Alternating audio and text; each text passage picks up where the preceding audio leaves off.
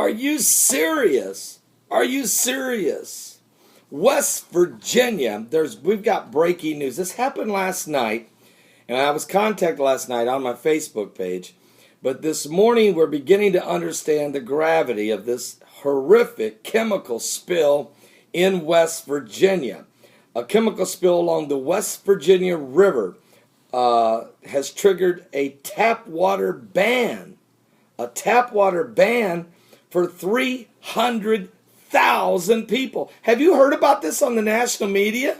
What? They're more worried about Chris Christie and the bridge over troubled waters. You want to know where the troubled waters are? The troubled waters are in West Virginia right now. Look at this.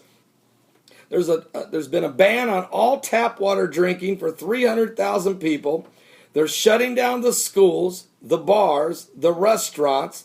They're forcing residents to line up for bottled water at stores. Governor Earl Ray Tomblin declared a state of emergency for 9 counties following the spill of this 4-methylclohexene methadol. I'll spell it down below so you can get the exact pronunciation. But it's a chemical used in the coal industry. The spill occurred on the Elk River in Charleston, West Virginia's capital and largest city, just upriver from the eastern U.S. state's largest water treatment plant. Is this terrorism? I don't know. I'm asking a question, not accusing anybody. I'm just asking a question, because if you're going to pour this chemical into water, this will be the perfect place to do it. If you're trying to kill as many people as possible. West Virginians in the affected service areas are urged not to use their tap water for drinking, cooking, washing their clothes, or bathing. You've just cut the water off to almost 500,000 people, maybe more. And I tell you what, I don't think anybody should drink the water in West Virginia, all throughout the state of West Virginia. And you need to look downhill where else it's going. Emergency workers were transporting water to distribution centers in the affected counties, according to the Charleston Gazette. Local media showed pictures of residents lining up at stores for bottled water, and shelves have emptied of their supplies. At a Kroger supermarket in Charleston, the police officers stood guard as shoppers stocked up on bottled water. People have been grabbing it like crazy. They're buying 2 cases at a time, maybe more, loading up their SUVs. Folks, it's going to get really, really weird up there in West Virginia right now with this chemical spill. So thank you, Pumpkin Shoe, for this report. We'll continue to monitor this. This is not going to go away in a day or two. This is a major spill, and it will have a lasting effect. Wow. Also, I have some more breaking news out of Russia. I want to thank Penny of Virginia for this report. But I told you I've been, how can I say it? One of the 14 apocalyptic signs was the concern for the Winter Olympics. 5 bodies have been found shot in the head near Sochi, which is where the Winter Olympics will take place and will begin February 7th. 30,000 Russian troops are already on combat alert for the Olympic Games opening in Sochi, Russia, on February 7th, 2014. Russian security forces uncovered 5 bodies of men, all shot in the head, just east of Sochi. There was also bomb traps surrounding the 4 vehicles holding the bodies exploded. So as security officers were approaching, they had taken the due care to avoid this threat, though, and were able to disarm it without them blowing up. So not only did they kill these guys, these 5 men, not only did they shoot them in the head, but then they booby-trapped where their bodies were to try to kill more people. This is terrorism. This is radical Islamic terrorism. And it's in Russia. And it's not just toward the Russian government, but it's toward the world as it relates, of course, to the Olympic Games that are coming. So keep an eye on that as that's going on. And We have information coming out of Kenya.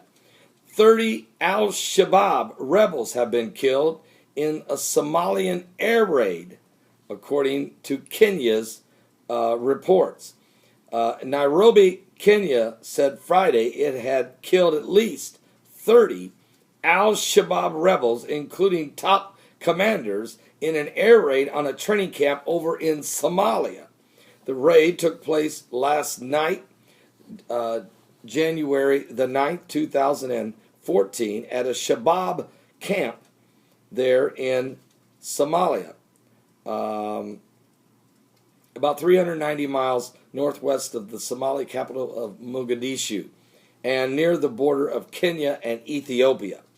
The Kenyan Defense Force fighter jets attacked this al-Shabaab camp where a meeting was being held, according to a senior Kenyan Defense Force official.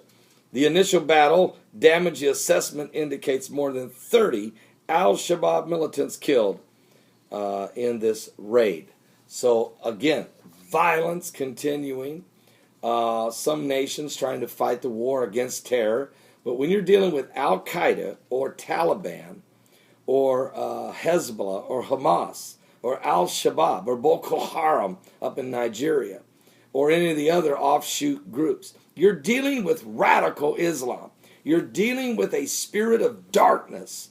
There's no such thing as peaceable religion in this. This is all about murder and mayhem and destroying the population that don't believe as they do. And so, you don't want to miss our show today with Wally Shubat, who just does a tremendous job in breaking down what radical Islam is all about. Wally, of course, was born in Bethlehem and was a former member of the PLO before being born again. And he and his married his Christian wife. He's now studied the Word of God intensely and understands exactly why radical Islam will be a part of the New World Order, including the involvement of implementing the New World Order from a religious standpoint, if you will. This is holy jihad. No wonder my book I just wrote, which is going to the press and will be in our hands within the next week to 10 days. You can find out about it at my website. I wrote a book called Jerusalem Jihad, and the reason is that people could understand about the New World Order, the Illuminati, and how it all plays a part along with radical Islam. They're all in bed together. You got to understand. It's prophesied in the Bible. It's playing out before your very eyes.